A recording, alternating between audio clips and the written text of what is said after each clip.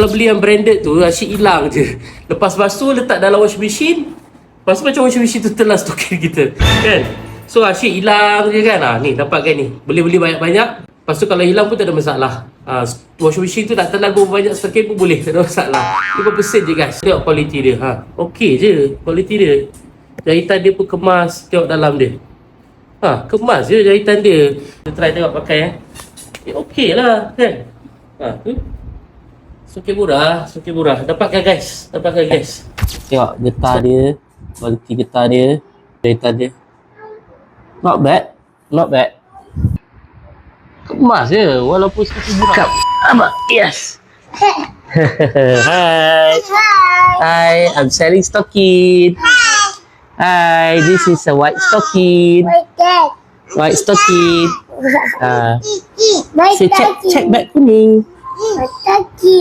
Stocking. Stocking, white stocking.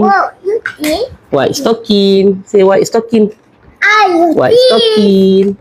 I use this, yes. I use this for my hair. I use this for my hair. Okay. Cuba check kat bag ni Follow dulu. Kualiti dia okey je. Murah je, berapa sen je stokin ni. Berapa sen je. Okay.